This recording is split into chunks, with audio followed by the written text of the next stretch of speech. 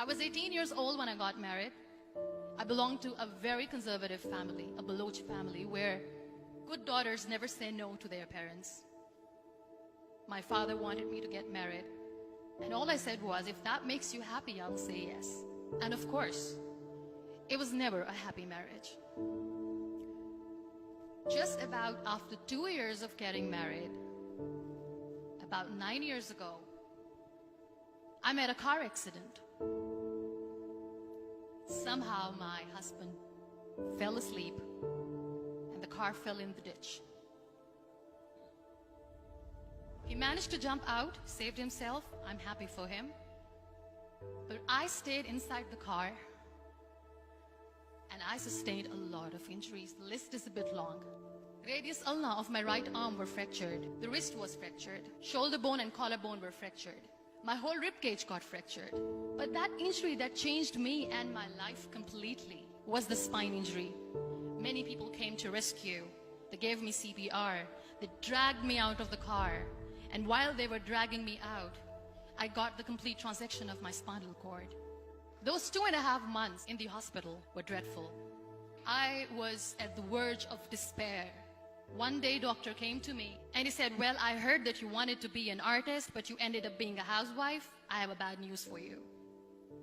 You won't be able to paint again. Next day, doctor came to me and said, your spine injury is so bad, you won't be able to walk again. I took a deep breath and I said, it's all right.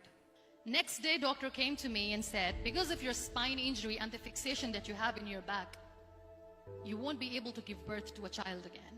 That day, I was devastated. I started to question my existence. Why am I even alive? So what kept me going was, one day I asked my brothers, I know I have a deformed hand, but I'm tired of looking at these white walls in the hospital and wearing these white scrubs.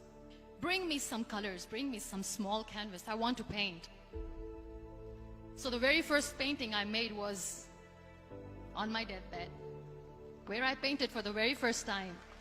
What an amazing therapy it was. Without uttering a single word, I could paint my heart out. I could share my story. People used to come and say, what lovely painting. So much color. Nobody could see the grief in it. Only I could. And that day I decided that I'm going to live life for myself.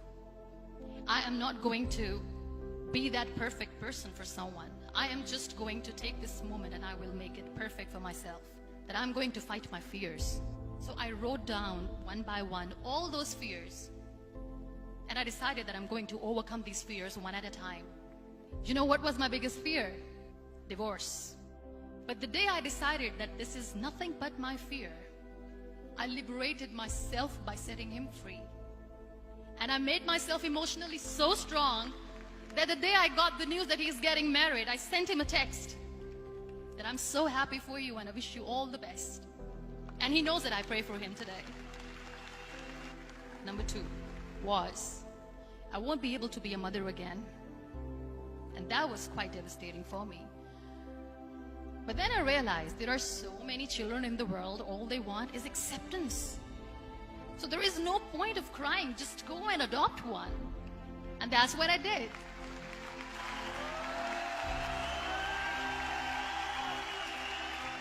I gave my name in different organizations, different orphanages, and I waited patiently.